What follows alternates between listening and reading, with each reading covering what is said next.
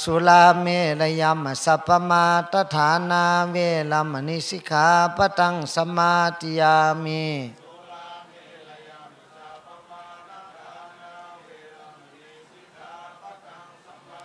อิมานิปัญจสิกขาปทานิสีเลนะสุขติยันติสีเลนะโภคสัมปตาสีเลนะนิพุติยันติ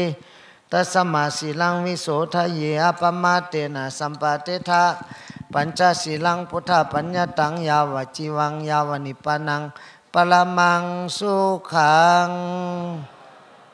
แม่นางกับพ่อมนตรีประธานมูลนิธิดอยเวงแก้วหยาดน้ำนะกับพี่ต่อยหยาดน้ำด้วยกันมหาสุขวายสานุภวโตให้วากาลนิกาสาธุอนุโมทามิตังโวปัสสตาสัทธาตาเนนะยังอิสิตังบัติตังตุมากังคิปังคิปะเมวะสามิจันโตสัพเพปุเรนโตสังฆปะจันโตปนะระโสยถามณิโจติลาโสยถายถาภเวจโตจติโกติสัตตาสาสิสุมาตาลิโตภวันตุโวติฆาปัญโยวิสาลโตเตปิตกัฏฐาเลสุกโตมหาธโนมหาโพโกมหายาโสมหาปาลิวาโลโสภโนอาภิโลโปมัทุสาโลเตปิยภานิเทวะเทโวติปิโกโลอุปัจจยงจตุสุติปิสุสัพพะสัมมิโยสัมมิจันโตโวกตังปุญโญนาโกตัมโพรัตถสากัมมะเกนะสาเปมิเกเลสาเวกาลุนาสัมมาลาอปะเยหิกัมมัมหโสยเนติกุเลมะคติเอวะพัมมาเนวะผ้าห่มนี่ทั้งอ่อนมาเจ็ดทั้งผ้าห่มกระปัดตะละบัดนี้บังเกิดหมายมีมูลศรัทธาอุปโสอุปสิกาทั้งหลายมนต์กฎหมายมีปกมนตรียิ้มแย้มแม่นางพัชราพรเป็นเก้าพำเก้าโดยศรัทธาตายากาทั้งหลายมนต์จุผู้จุคนก็ได้จนกันทุกแต่งน้อมนำมายังจัตุพิฆาเขาสีเพินมาทับปัญหาไทยเป็นต้านเดินเปิดจากโอติสันได้จิงจากจนกันหนาวน้ำแหล่ไฟไหลหลังลงแต่ตาสงนาพระสุธาแผ่นดินนั้นนินนาวันได้240,000 โยชนาเป็นสักขีปิญญาณบุญคุณตันตั้งหลายมวลในมาทับปัญหาไทยเป็นต้านสุตองอ่างผังมันหยาดน้ำนะในมาทับปัญหาไทยเป็นต้านแล้วก็ขอจงเจ้าเป็นนิตาสุขพโยชนาอันยิ่งโยชน์เพื่อเกิดเป็นประโยชน์ทันใจในปัจจุบันจะนี้อนาคตะอาจจะมาปังเข้าไปนาเพื่อเกิดกลายเป็นหนังเกินเงินเกินคำโคเงินโคคำสุวรรณนาวาเลอสะเป้าคำลำมันพระเสดอาจจะนำตันตั้งหลายได้ไว้ขี่คำออกจากวัฏสงสารในถึงวิ่งเกี่ยวหยอดอมตะมหาเนรปานนั่นจงจะมีถึงแต่ดีลีแม้นว่าตันตั้งหลายในมาไทยเป็นตานอจะปรารถนาเอาอย่างสัมมาสัมโพธิญาณพระปัจจิกโพธิญาณอรหันตาอาลาหันติสาวกปารามิญาณเจ้าดวงใดดวงหนึ่งเสนั้นก็ดีก็ขอจงปนุดมสมดังกรรมกรรมปรารถนาช่วยยังจุปการนั้นจงจะมีถึงแต่ดีๆแม้จะปรารถนาเอาอย่างโลกิยาสัมปติได้มีเงินคำกับเกี่ยวของโกเธอได้โปรดสัพพสัตตามีสติพยาปัญญาซาเหลียวสลาดเหมือนหนังเจ้ามโหสถมีความอดเหมือนหนังกับเจ้าติมิยามีเตเจ้าพระรานาบุตรเหมือนอย่างพญาเวสันตาลาลาดผับดาวสวยเมืองมีเงินคำลังไหลหลังลูกฟ้าถังลงมาไหลหลังถังมาเมื่อนำกงกายมมานาจิราวดีสารภูมาหิ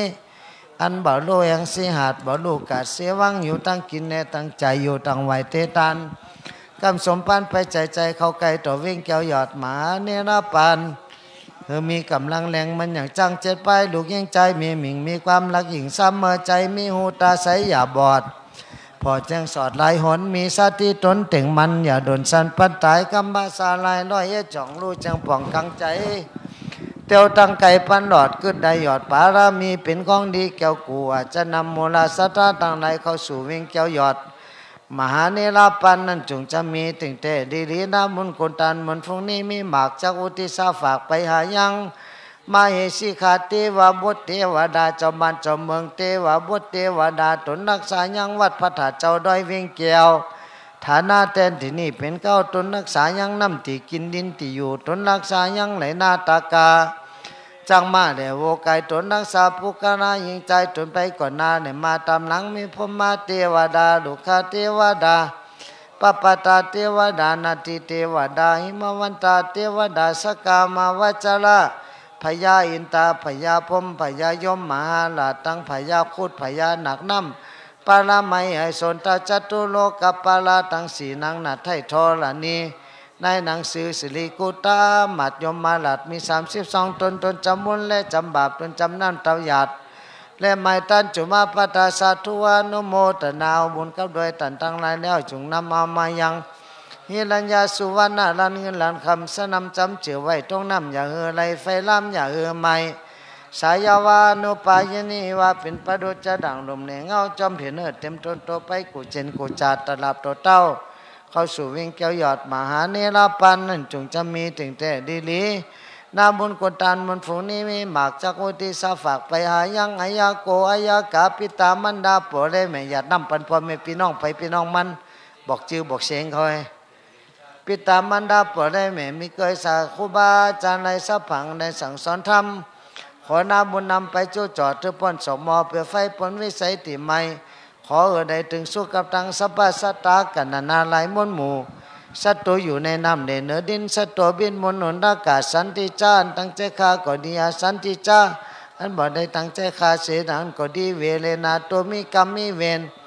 อาเวเลนาตัวหากรรมมาเวรบ่ได้ขอน้ำมุนฟุนีจงไปจูไปจอดเขาซาตอดกรรมเวรสุขซาเถนต่อเต้าหลอดวิ่งแก้วยอดมหาเนรปานนั่นจงจะมีถึงแต่ดีๆนะมุนคนตันมนฝนนี้มีหมักเจ้ากุฏิสาฝากไปหายังพญาถ้าข้อเจ้าตั้ง8อันพัดเตวแหวดไปมาในตัวแต่32ไร่สีมีที่จันหนังการปุดพัดสุกสาวลาหูเกตนะข้าวัดตั้งเก่านะคัตตาเหลือกเจ้ามีสาวเจตตัวได้เป็นหน้าหิมาหลานนาคอตัวไล่ได้หลีกฝีไข่ในไก่ตัวได้เป็นโซใจหยาบมหาหลับอันถูกเนื้อพึงใจไหลหลังถังตะลงมาตกลงมาตัดสนากองตายสัมมนาสัทธาได้มูลสัทธาทั้งหลายมนเป็นเจ้าอยู่ได้มีใจเป็นเจ้าไปที่เศร้าได้มีสูมีโจกมีหลับจนาผับเปอมิตามานะสัตถุปาตาวะกังวลอนตะลายเขาเกณฑ์เน้นตาโอบาดพยาธิโลกานาโลกานานาพยาทั้งหลายมนจุลังอภัยไปซ้ำเมื่อหนังน้ำกิงตกจากใบโบปาดีโซโทใส่เจ้งคานเหลือแล้วปันหนังได้อาบแล้วน้ำบ่อแก้วอันเจวาอนุมาตาสละปรับกำไมพระมาแจกคนน่ะอนุมาตาสละมือขาปันตีนั้นจงจะมีถึงแต่ดีลิตานาปารามีจงแปลงใจดีสาราจ่ายไทยเป็นต้นไปใจอย่าได้ท่าหนีขี้เหนียวศีลาปารามีจะมีสินแก้วแก่นกับตนในคำมาปารามีจงอดตนนี้ออกบวชท่านโตดในวัฏสงสารปัญญาปารามีบัน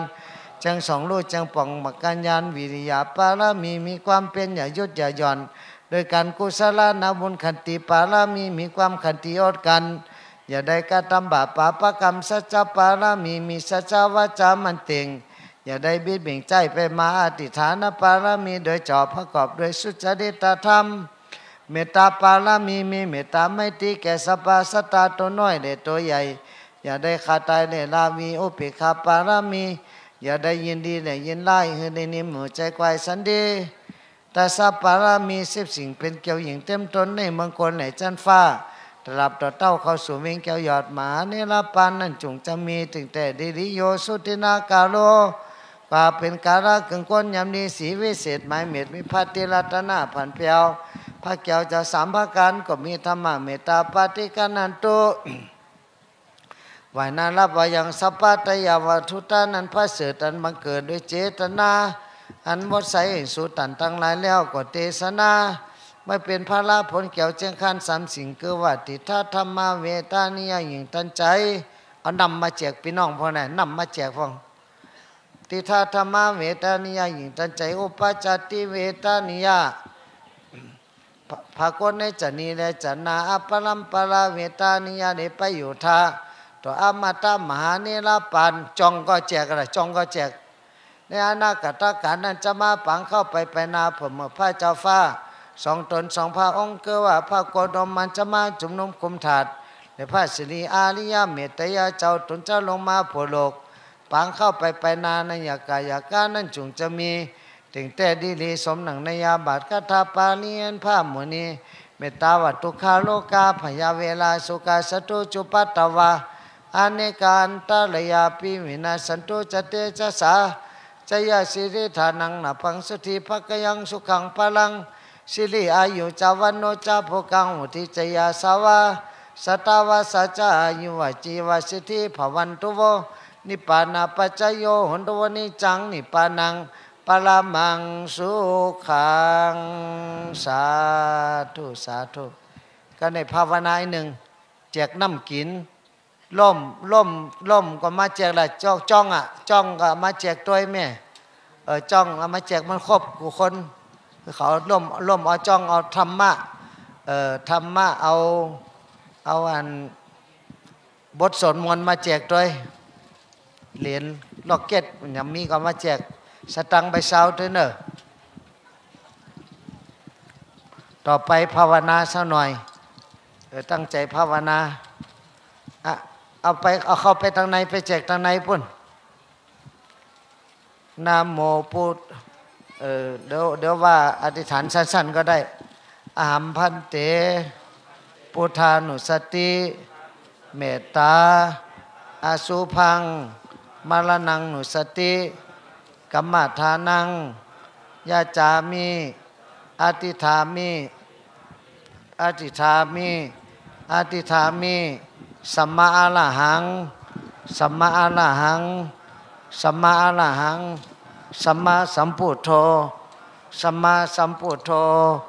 พุทโธอิมายาธรรมานุธรรมาปฏิยาพุทธังพุเจมิธัมมังพุเจมิสังฆังพุเจมิมาตาปิตากุณังพุเจมิอาจาริยกุณังพุเจมินิพพานัสสะเปจโยหอตุตั้งใจหลับตาภาวนาสัก3 นาที5 นาที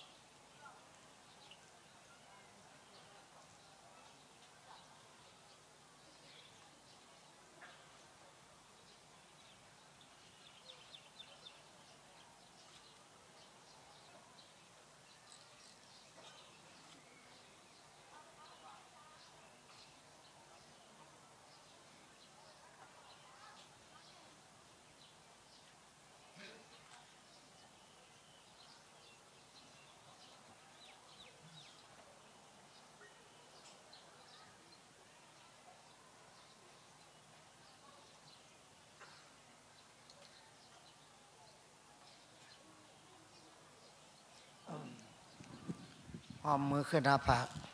อาหัมพันเตพุทธานุสติเมตตา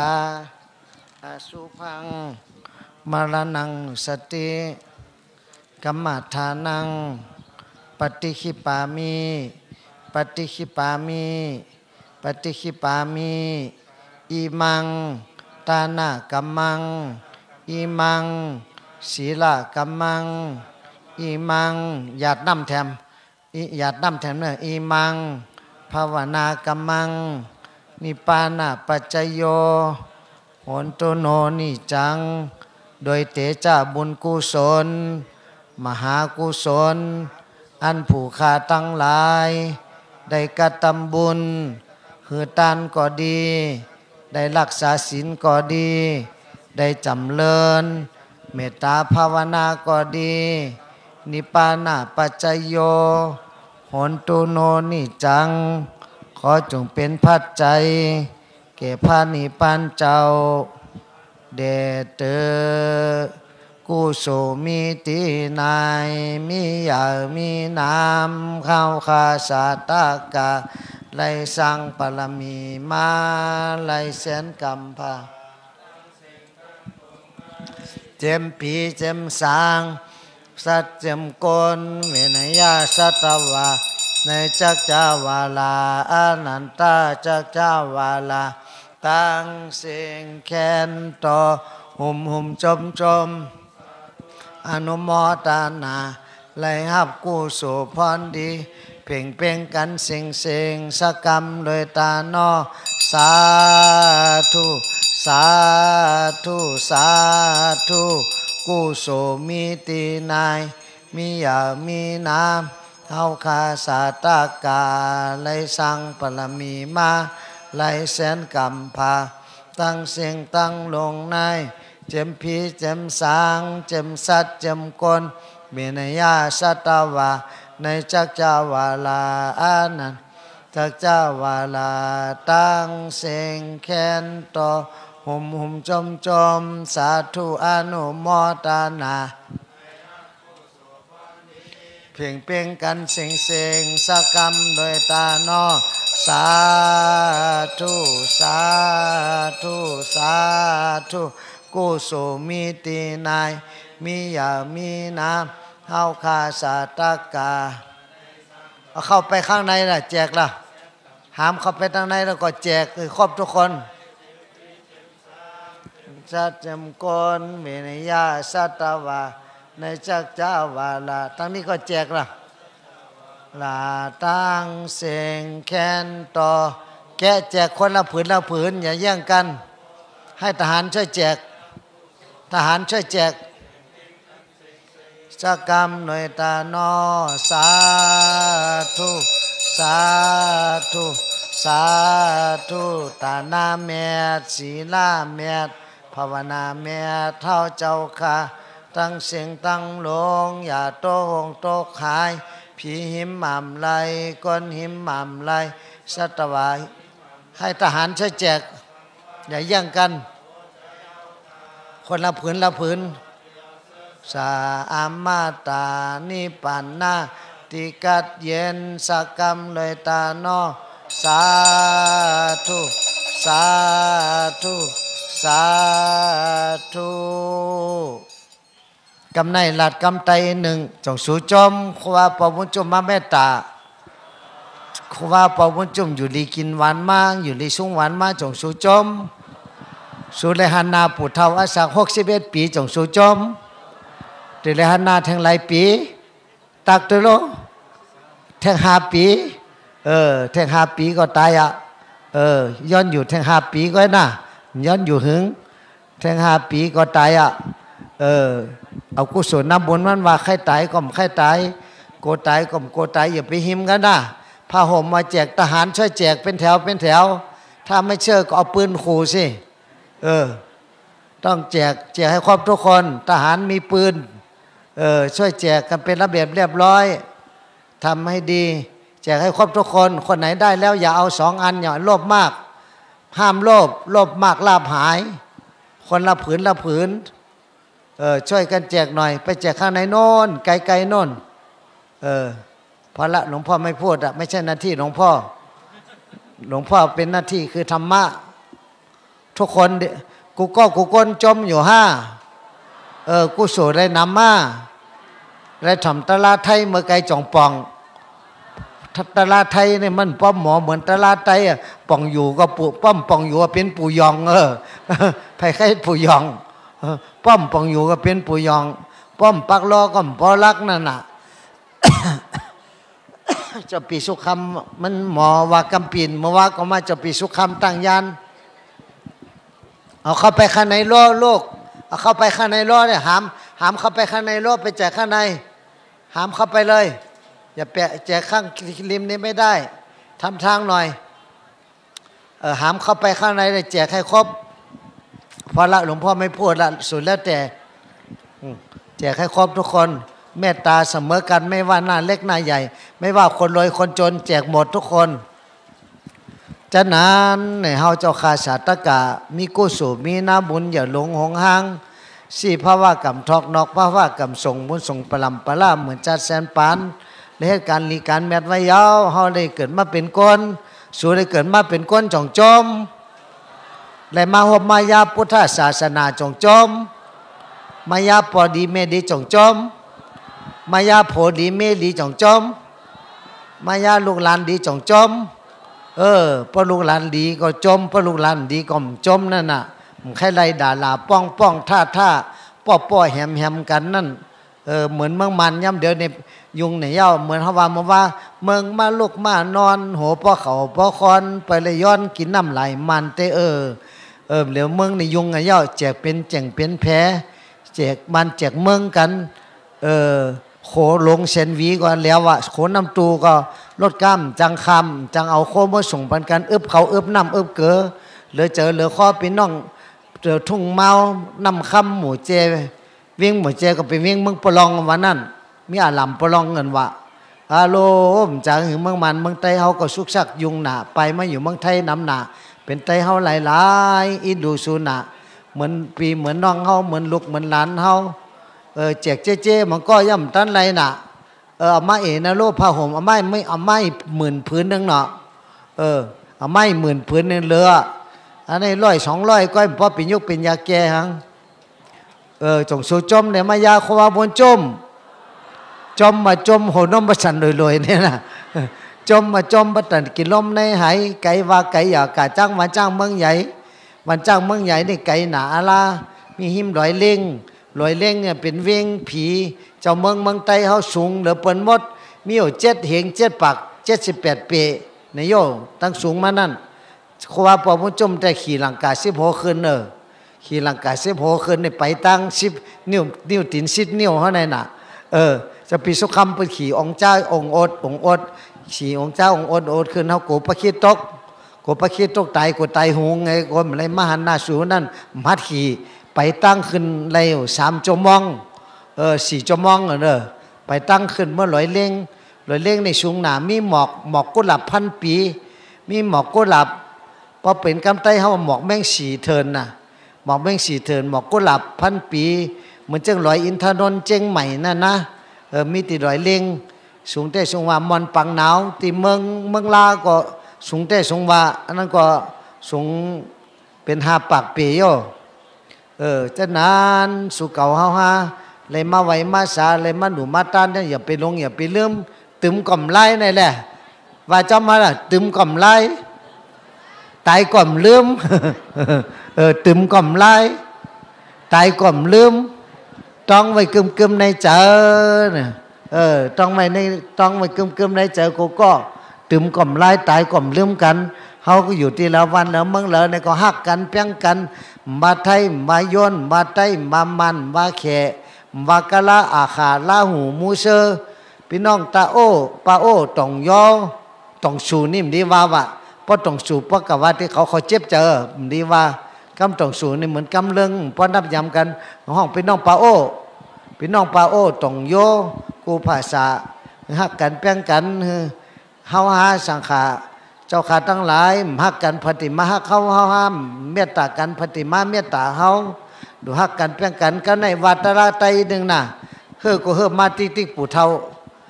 ปู่เท่าส้มน้ำมันเป็นอาสักหมาอาสักหมูก็ป้นกับย่อกินนอนเหมือนหมูอาสักหมาก็ป้นกับย่ออาสักอาสักวัวอาสักไก่ก็ป้นกับย่อย่ำเดี๋ยวเป็นอาสักหมาเห่างอกไปเฮินก็ย่อถึงอินเป็นอาสักลิงเขียวก็บางกะเนี่ยครูบาบุญจะเขียวบางกะสิกหนึ่งกินข้าวก่อมพอหวานนอนก่อมพอรับมันเป็นย่อกะข้างก้อยมันจะให้หือเมื่อขึ้นในได้รับดีนี่มีเอ็นมีแห้งมาฮอตลาเปิดชื่นนี่แต่เลยเจองานตีตายงานตีหล่อนดีๆงานตีเงี้ยนจอนมันจะให้หือมันอยู่ใดก็คือก็ว่ากันนั่นโกตายก่อมโกตายแค่ตายก่อมแค่ตายกำไรจงสู้แค่ไรตาลาจงแค่ถ่อมตาลาตาลาก็แค่ไรผ้าห่มก็แค่ไรนี่แหละจองก็แค่ไรเงินก็แค่ไรดังก็แค่ไรหมดรอผ้ารอพอกะหือกว่าอ่ำพอเปิ้นปันผืนแต่แค่ได้2 ผืนไว้ปันลูกปันหลานโลยไปรอผ้านำหน้าเลยก็ผืนก่อนจองก็หลงแม่นางเอาจองมาเอาล่มมาแจกแม่ยอมแม่นางให้เอาล่มมาแจกอีกเอาล่มมาแจกอีกแค่ทุกคนกลางล่มมันแดดร้อนเอาล่มมาแจกอีกจองก็แจกเอาล่มไม่เล่งนั่งหลงไผเหมือนไม่เล่งนั่งพัชรพรคนหญิงเขาใจดีนะตั้งปอมวนเตี้ยขอบเจอปะนะขอบเจอนำคาเนี่ยได้ขอบเจอนำคาเปิ้นปันจองเฮาแดดไม่โหเปิ้นแจกจองแจกโคแจกแคบตินแคบตินก็เอามาแจกเลยเป็นพระราก็มาเอาโลจมเตะจมบาเนาะกำไนอันเปิ้นแจกโคแจกกันแล้วร้อยถ่อมตาลาก็ถ่อมกันนะถ่อมตาลาก็ทำกว่าเฮาคาสาตกามีโกโสนำนาเลยเกิดมาทบมายาพุทธศาสนากตมะคัมภลาเป็นเจ้าหลีเอาคำสั่งคำสอนไว้ในอกในใจเผามันเงื่องเวกันบาปเมิกเลิกเหตุการณ์หลีสีมานอโหเจอเฮยจืนจางจังเตหอดนี่ปานอำห่างเตยาวเฮ็ดลอยจังไรไข่หนาวลอยจังตายเฮ็ดลอยจังไรไข่หาลอยจังยากะลอยจังหอดนี่ปั่นยอดต่ำปอไก่ปอเจอเฮาหย่มยำศรัทธานี่ปั่นนำปอไก่ปอข้าเจอวิริยะนี่ป่านนำปอไก่พอจะมีสตินี่ป่านนำปอไก่พอจะนิมสมาธินี่ป่านนำปอไก่พอจะเขามีปิ่งยาคนเงยในหาบโคนักคนเงยเอาโคนักพอใครเงยพองมีพอใครเงยเห็นก้อนอใครแลดกูก้อนอคนเงยหาบโคนักคนลักเอาโคเมานักเคยไรเอาเมาอะไรแปดเสียงแจดคำแจดมีกามีขันเสียงแก๊กคำแก๊กเงินแก๊กกนแก๊กโผเมแก๊กปีน้องแก๊กลูกหลานแก๊กหมูหมาแมวแก๊กมีกามีขันมาแจกตั้งในพุ่นน่ะเอาเข้าไปตั้งในพุ่นโผเมแก๊กหมูหมาแมวแก๊กมีกามีขันพอเห็ดคนแก๊กเงี้ยกัดตกงาลายเกิดร้องไห้เข้ากัดทางในน่ะเกิดร้องไห้ใจกะงาลายเหตุการณ์ให้ใจกะงาลายพอเกิดกอกดีถึงเมืองผีนี่ป่านลาดความดีถึงเมืองผีนี่ป่านเอาล่มมาแจกเองเอาล่มมาแจกเองทุกคนไม่ว่าคนรวยคนจนแจกเสมอกันหมดพอเกิดลองหลีถึงเมืองผีนี่ป่านเหตุการณ์หลีถึงเมืองผีนี่ป่านลาดความดีถึงเมืองผีนี่ป่านลาดกรรมให้ใจกังงาลายเหตุการณ์ให้ใจกังงาลายเกิดกอกให้ใจกังงาลายเกิดกอกกับกรรมมันเป็นปานามไรกัดเย็นเฮ็ดทอดกับกรรมมันเป็น ปานามไรกัดเย็นพอเกิดกอกดีถึงเมืองผีนิพพานเหตุการณ์ดีถึงเมืองผีนิพพานรัดความดีถึงเมืองผีนิพพานอ่ำหมออยู่อ่ำหมอเศร้าเลยกังเลยเมาต่อโจป้อหมออยู่หมอเศร้าอ่ำเลยกังเลยเมาเอาเฮาฮอดนิพพานอ่ำหมออยู่อ่ำหมอกินอ่ำมีศีลอ่ำมีธรรมในเพียนหมอกันกูวันทำถึงเมืองอะไรป้อหมออยู่หมอกินมีศีลมีธรรมมันต่อมันอ่ำได้เพียนกันกูวันไตต่อไตอ่ำพี่กันกูวันอ่ำไรนับตาตกยำห้ามถึงห้ามถึงตามเจอฮอนนิพพานอ่ำหูจักตาอ่ำหูจักตัง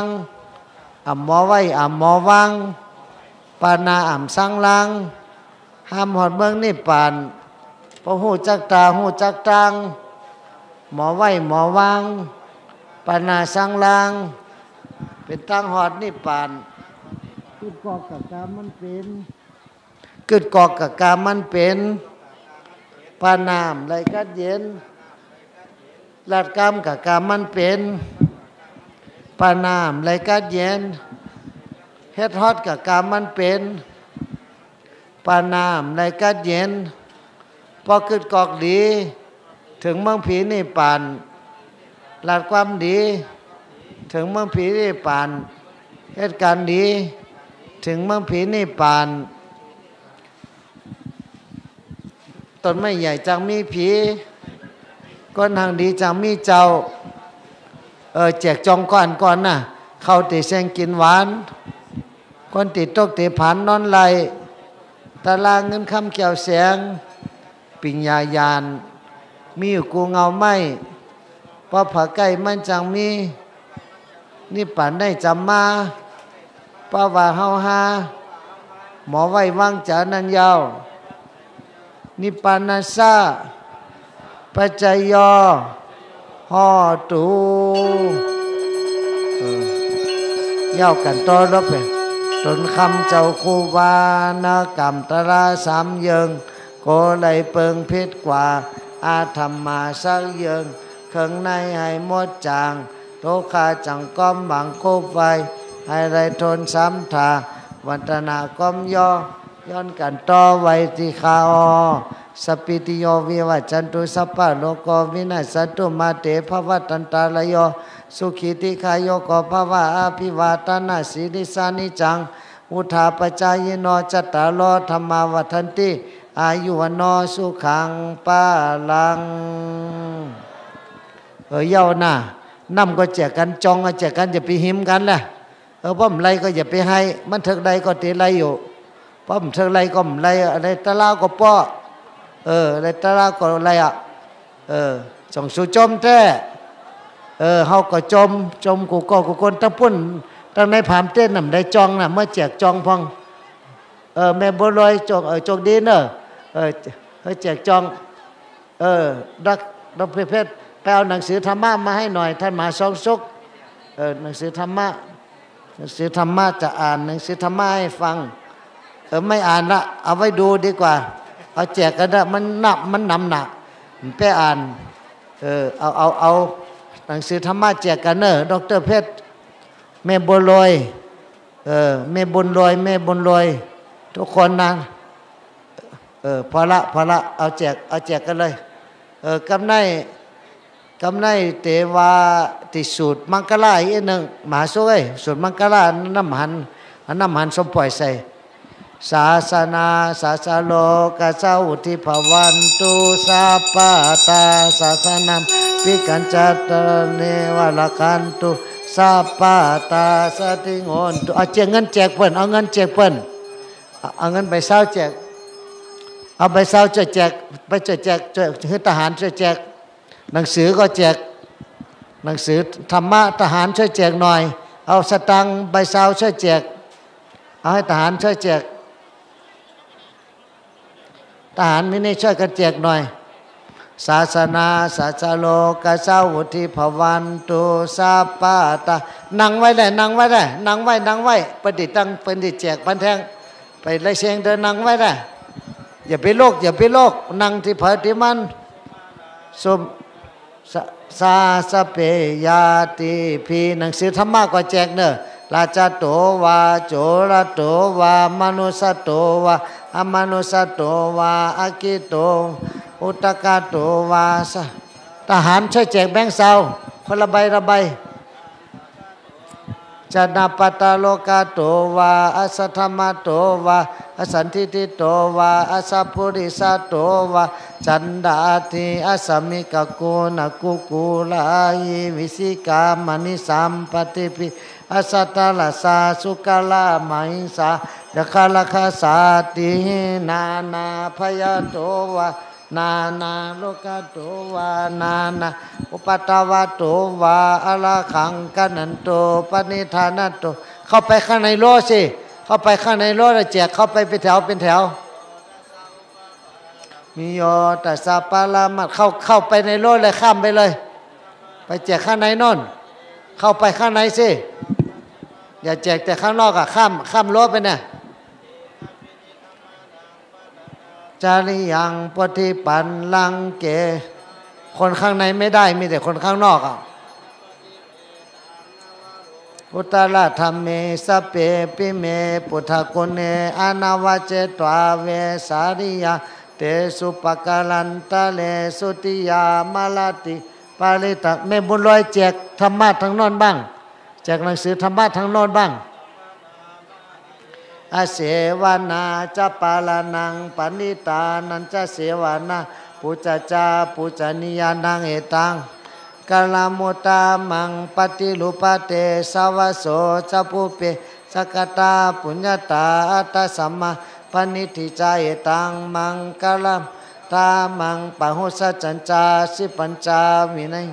จะสุสิกิโตสุภาสิทาจยวาวาจาเอตังกาลมุตตามังมาตาปิตุปัฏฐานังพุทธตาลัสสังฆโหอนาวกุลาสกัมมันตาเอตังมังกาลตามังปะหุสัจจัญจาสิปัญจาวินัยจะสุสิกิโตสุภาสิตาจยวาวาจาเอตังกาลมุตตามังมาตาปิตุปัฏฐาพุทธตาลัสสังฆโหอนาวกุลาจะกัมมันตาเอตังกาลมุตตามังตานัญจาธรรมจานิยาจยาตกานัญจาสังฆโหอนาวจานิกัมมานิเอตังมังกาลมุตตามังปะหุสัจจันอาลาติวิรติปาปามัสสปานาจะสัญญโมอัปมาโตจะธรรมเมสุเอตังมังกลมุตตามังคตาอาลาติวิรติปาปามัสสปานาจะสัญญโมอัปมาโตจะธรรมเมสุเอตังมังกลมุตตามังขันติจะโสวาจะสตาสมานานัญจาตัสนังกาเลนะธรรมสักสาเอตังกาลมุตตามังตาโพจาพมจาริยาจาริยาสนัตสานังนิปานาสาสสิกินิยาจาเอตังมังกาลมุตมังพุทธสโลกัสปฏิยาโสกังวิราจังเกมังเอตัมมังกาลมุตตามังเอตวาติสานิกัตนัสปัฏฐามัสสุติกัสสันติตันเตสังมังกาลามุกาลันติมหามังกาลาสุตังญาณิทัพพุตตาสมกตานิพุมานิวายานิวันตาริเขสเปวะพุตตาสุมาณาภวันตุอัโถปิสกัจจสุนันตุภาสิตังเอาล่มแจกเอกเอาล่มแจกให้ครบทุกคนปัจจยติวาจาราโตคนไหนได้แล้วก็กางล่มคนไหนไม่ได้ก็ยกมือขึ้นไม่ได้เยอะเลยก็แจกให้ครบเลยคนไหนได้แล้วกางจ้องไว้กางล่มคนไหนได้แล้วกางเลย ปณิตังเอเตนะสัจเจนะเข้าไปทางในเข้าไปทางในแจกให้ครบทุกคนคนไหนไม่ได้อย่าส่งต่ออย่าส่งต่อเดี๋ยวเขาไม่ให้กันเอาไปให้กับมือของคนไหนคนนั้นคนไหนไม่ได้ให้ไปเลยยกมือยกมือคนไหนไม่ได้ยกมือคนไหนได้แล้วห้ามยก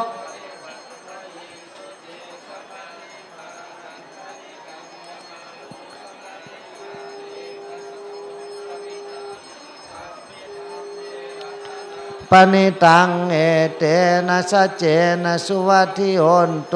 ยานิทัพพุตานิสัมมกตานิพมมานิวัยนิวันตริเขตถากตังเทวมนุสาปุจิตังธัมมังนัมสามาสุวัตถิโอนโตยาที่ไกลๆหน่อยทางหลังพระไม่ได้เยอะทางหลังพระไปหน่อยเขตถากตังสนุกจังเลยได้ล่มสวยด้วยล่มสวยงามล่มแดดไม่ส่องละโทอัปมาโนสังโฆอัปมานาวันตานิสิริสปานิไอวิสิกาสัตตปะเทียไปข้างหลังมุสิกากตเมลาขากตเมปริปฏิกามันโตพุทธานิโสหะนะโมภะคะวะโตนะโมสัตตานังสัมมาสัมพุทธาติติปิโสภะคะวะวิจาจารณาสัมปันโนสุขะตุอนุตตโลปุริสาตัมมสาลาสัทธาเตอย่าแย่งกันอย่าแย่งกันนั่งไว้นั่งไว้นั่งแล้วก็แจกให้ครบธัมโมสันติติโกอากานิหิปัสสิโกโอปนัยปัจจตังเวทิตาโพมินโยหิงติสุปฏิอารมณ์ตัวอย่าสุกชักตารับตาไว้อะวักสังโฆอุจุปฏิปันโนภะคะวะโตสาวกสังโฆยายาปฏิปันโนภะคะวะโตสาวกสังโฆสามีจิปฏิปันโนภะคะวะ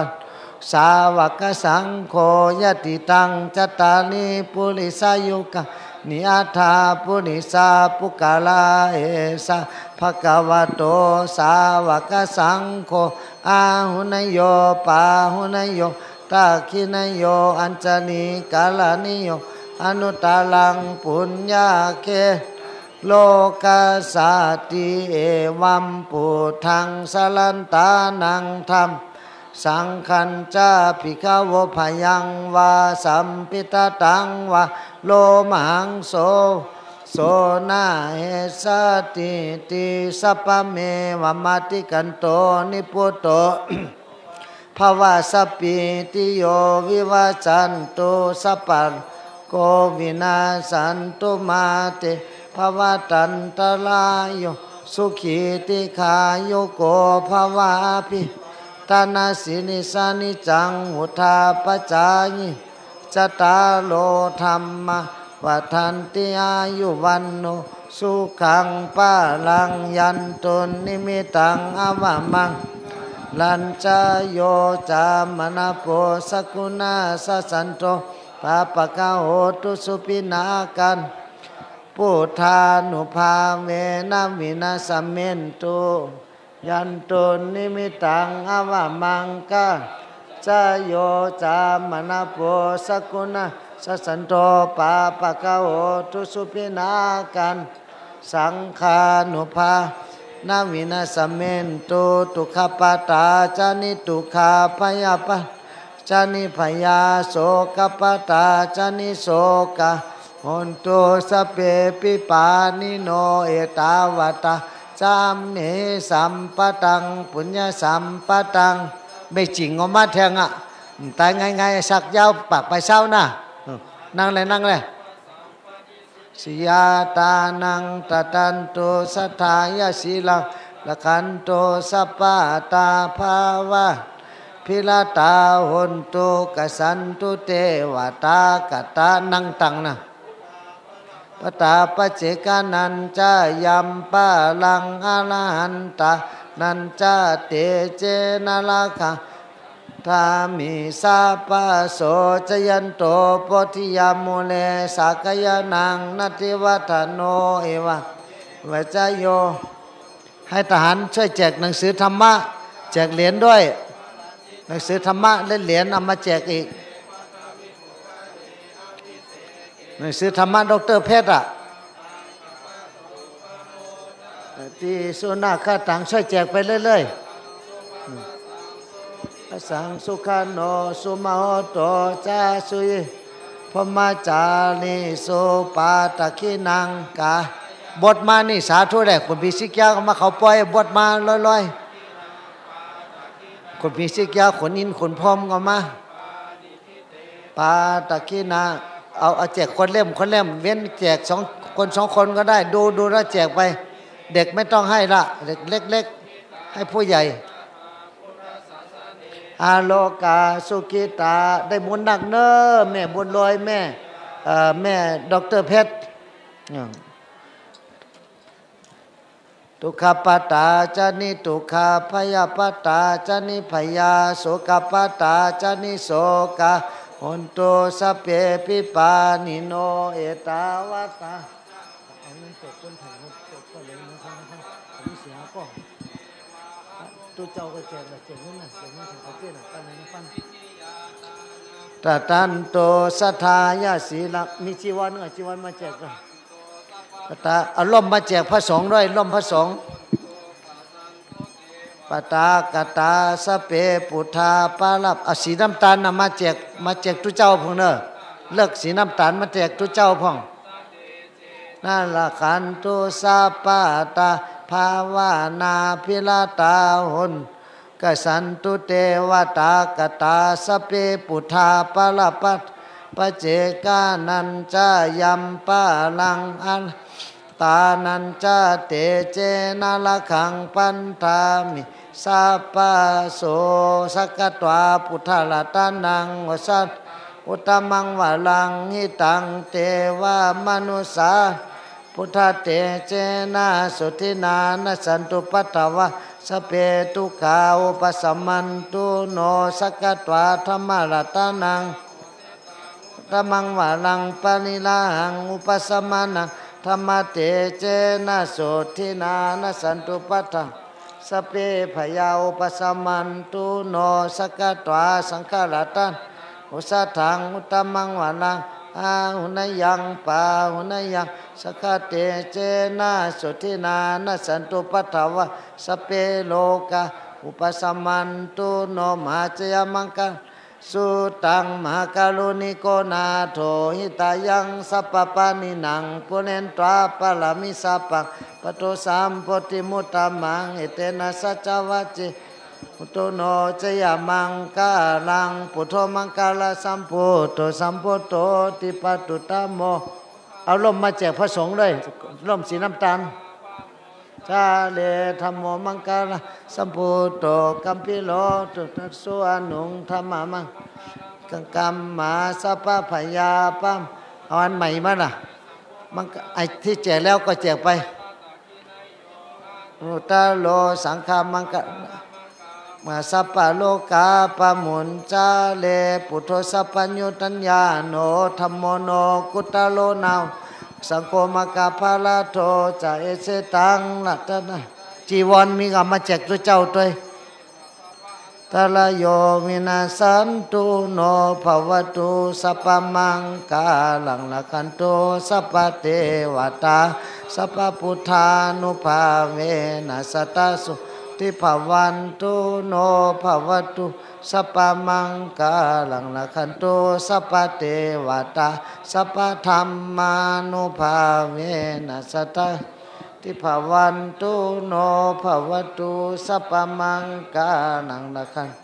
สัพพเทวตาสัพพสังฆานุภาเวนะสัตตโสติภาวัน ตุโนจยสิทธิทานังลาภังสติปัจยังสุขังพลัง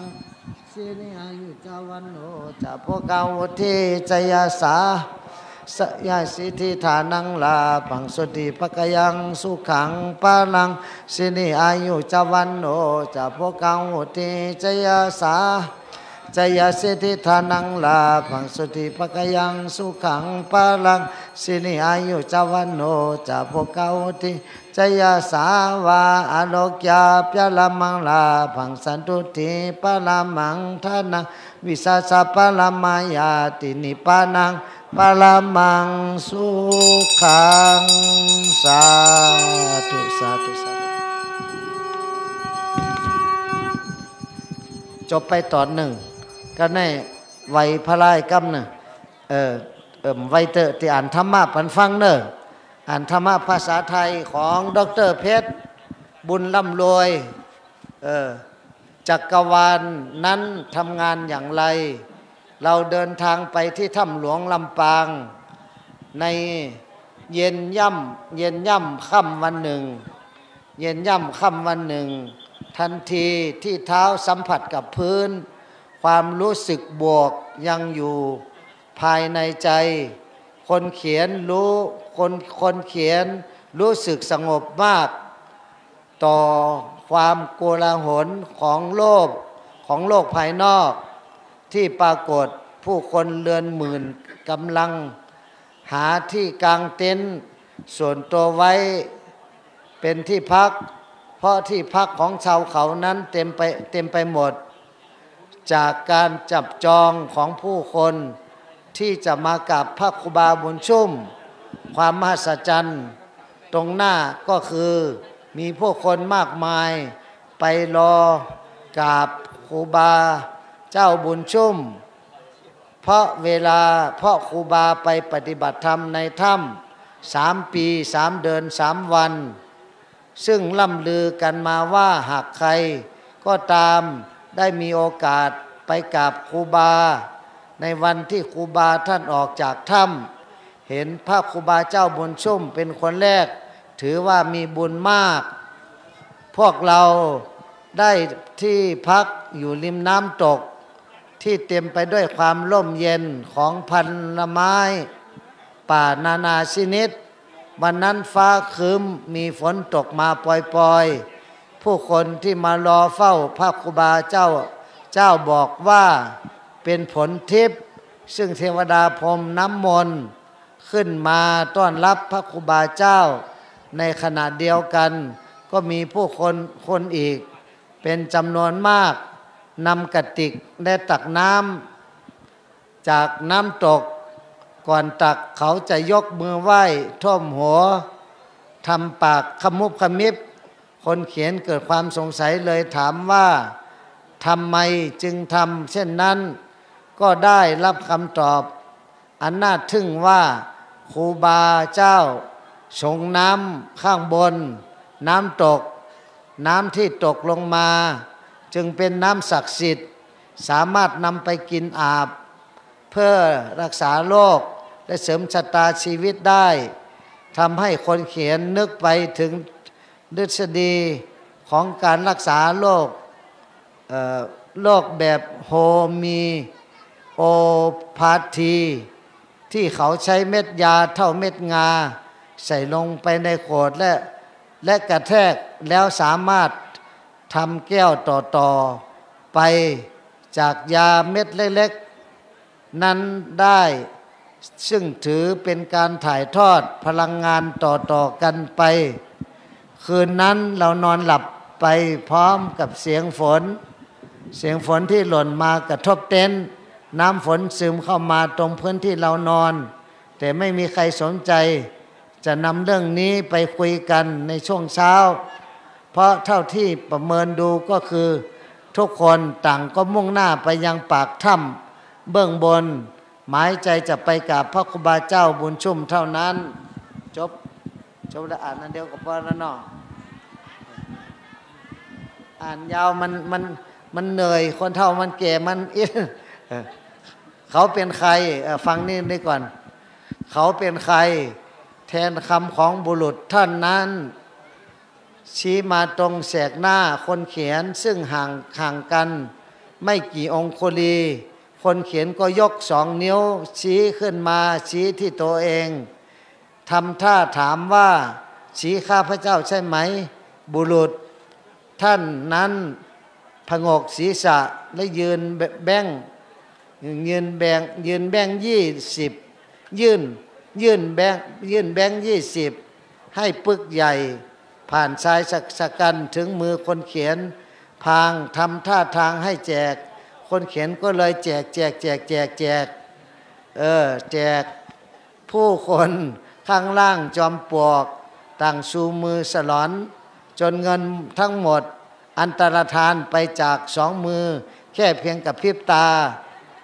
ภาพบุรุษผู้ทรงพลังสั่นสะเทือนหายลับไปกับเสลียงพร้อมทั้งชายชะกันซ้อนบ่ามารองรับนั้น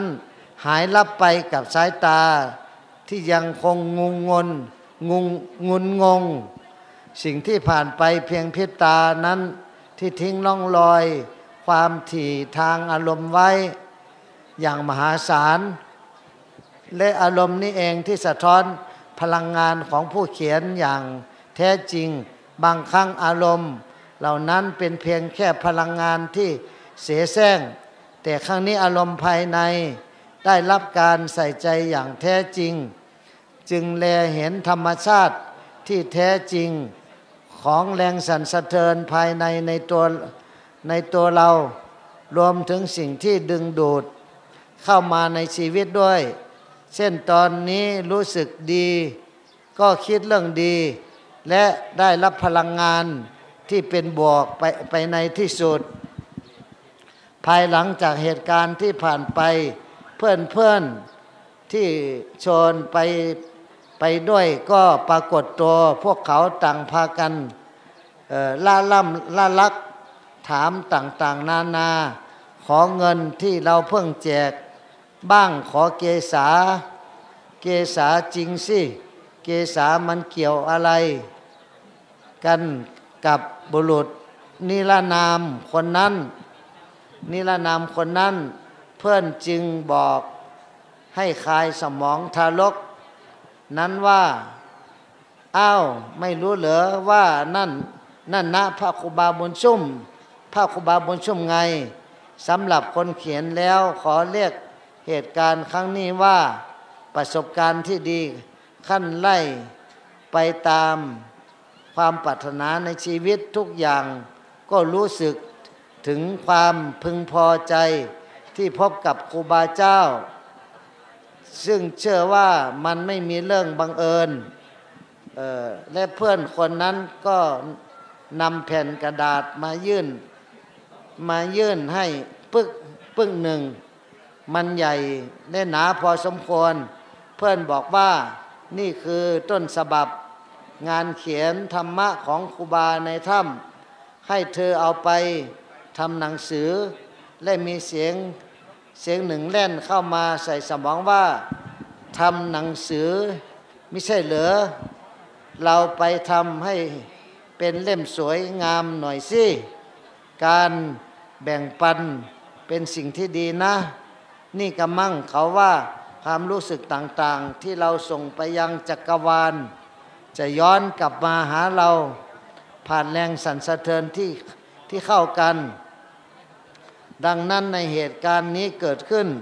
คนเขียนได้ส่งความรู้สึกเบิกบานจึงได้รับสิ่งที่เบิกบานกว่าตามเบิกบานกว่าตามมาคนเขียนยื่นมือไปรับต้นฉบับอันหนาประมาณ300 แผ่นนั้นอย่างงงด้วยความรู้สึกปีติยิ่งแม้ไม่ได้หวังกับอะไรเลยยังมีเรื่องดีๆแฝงไว้บ่อยครั้งที่เชื่อว่าตัวเองต้องการหรือจำเป็นต้องมีบางสิ่งด้วยความคิดผิดหลายเหตุการณ์ผ่านไปเช่นได้รับเกษาของพระครูบาเจ้าบุญชุ่มโดยไม่ได้คาดหวัง และที่สำคัญคนเขียนได้พบสิ่งที่ประเสริฐต่างๆภายหลังจากที่ได้พบกับพระครูบาเจ้าบุญชุ่มญาณสังวโรอรัญญวาสีภิกขุนับแต่เหตุการณ์ที่เกิดขึ้นในครั้งสำคัญนี้พ่อคนเขียนตัดสินใจที่กลับมาทำงานต่อโดยไม่บุกบั่นขึ้นไปกับพระครูบาบุญชุ่มภายหลังจากการปรงเกษาแล้วเพื่อเป็นการแบ่งปันให้คนที่ยังไม่ได้กราบได้มีโอกาสกราบท่านเพราะผู้คนเหล่านั้นอาจจะมีเรื่องเดือดเนื้อร้อนใจปรารถนาจะให้พระครูบาเจ้าส่งบารมีมาช่วยเหลือซึ่งมันก็เท่ากับว่าเราได้มีส่วนช่วยผู้คนในขณะเดียวกันนับเป็นการเสียสละในครั้งสำคัญนี้ไม่มากก็น้อยสาธุสาธุอ่านตอนนี้เดินนั่นเอากอ่านที่เฮิรนน่ะกำไตวายฮะเมื่อไกกุโสมิติในวายเนาะว่าทางคำเด้อกุโสมิติในมียามีน้ำเฮาคาสาตากาไลสังปรมีมาไลเสนกัมพาตั้งสิลงในเจมพีเจมสางเจมสัตเจมโกนเมนยาสัตวาในจักจาวาลาอานันตาจักจาวาลาตั้งเสียงแค้นต่อหุ่มจมสาธุอนุโมทนาในฮับผู้สุเสียงสักกรรมเลยตาโนสาธุสาธุสาธุกุโสมิตินายมียามีน้ำเอาคาสาตากาไลสังปรมีมาไลแสนกัมพาตั้งเสียงตั้งลงในเจมพีเจมสางเจมสัตเจมโกนเมยาสัตวาในจักจาวาลานันตาตั้งเสียงแค้นต่อหุ่มจมสาธุอนุโมทนาในฮับผู้สุพรดีเพ่งกันสิ่งพระกรรมเลยตานอสาธุสาธุสาธุแก่เย้าคาแป้เย้าคาเข้มเย้าคาอ่องเย้าคาแมดเย้าคาพาลาแมดตาลาแมดสังขาแมดตาหน้าแมดศีลาแมดภาวนาแมดพาลาอ่องตาลาอ่องสังขาอ่องตาหน้าอ่องศีลาอ่องภาวนาอ่องโลกิยาสัมปติอ่องโลกุตลาสัมปติอ่องโลกิยาปิญญาอ่องโลกุตลาปิญญาอ่องลดเงินลดคำอ่องเฮเงินคำอ่องโคเงินโคคำอ่องโคแก้วโคแสงอ่องห่อเงินห่อคำอ่องถาดเงินถาดคำอ่องพลาเงินพลาคำอ่องจองเงิน เม่งเงินเม่งคำอ่องเม่งศีลเม่งธรรมอ่องเม่งกุโสอ่องนิพพานาเสสาอ่องกัดเย็นนิพพานาเสสาปันเมบุญเลยเอาล่มปันเมบุญเลยเอาเงินปันคนละพันมี2 ก้อน 3 ก้อนดร.เพชรใครได้ขอมหาสุขเอาหมักนับปันเส้นโอเคได้มหาสุขปันรูปประคำเส้นได้ย้อนผักพังไว้ในหมาโคใจเอาค่ะต่อเต้าหอติยอดเสือสาอมตานิปันนาติกัดเย็นสกรรมเลยตาโนสาธุสาธุสาธุสัตวันตามีพันเตสะปังอปาลาทังคา เตมายากะตังปุญญังสามีนะอนุโมติตาปังมีนากะตังปุญญังตาตาปังสาธุสาธุอนุโมตามีวันตามีพันเตแม่นางเอาเงินปันดร.เพชร200แม่บุญ100 200ไม่ใช่200 2,000 2,000มาพิษไป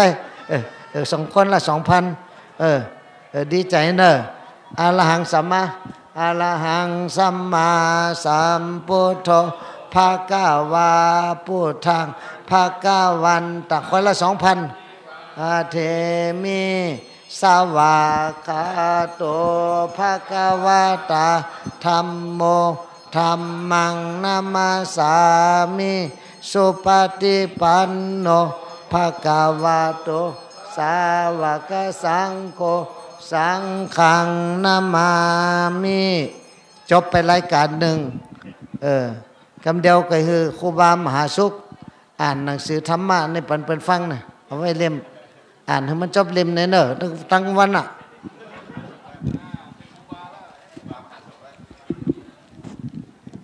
เมื่อดื้อเลยเจอเมื่อไก่โคไม่เฮากันน่ะกับไก่โคไม่เฮากับกินข้าวอ่ะเมื่อกินข้าวกินน้ำกันนี่เกินคำมากก็ไม่ยากกันแทงน่ะคำมาพอบ่าย2มากก็แจกผ้าอันที่เป็นปูจ้าผ้าทองนั่นได้อยู่ดีกินวันก็เรียนซ้ำสาอันนายกะเพกังอย่างกังอย่าเป็นยกะเหมือนข้าววุ้นจุ่มน่ะมันจะหายเจ้าแค้นข้าวปอวุ้นจุ่มก็เจ้าหาย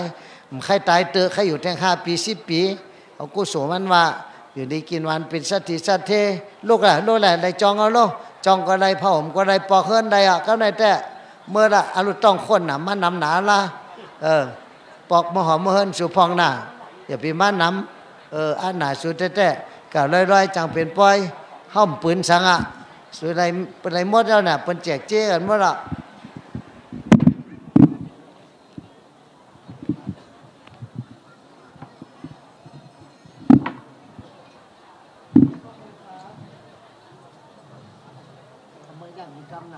2 โมงถึงได้มั้ง2 โมงถึง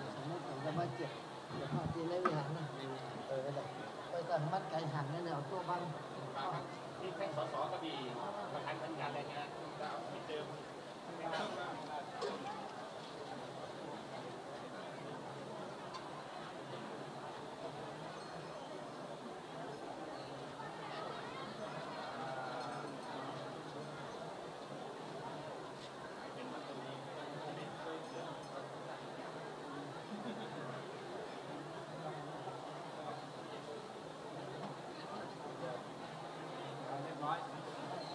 ยังมารับน้ำมนต์เนี่ยมาน้ำมนต์พรมเลยมาน้ำมนต์พรมเลยสวดๆ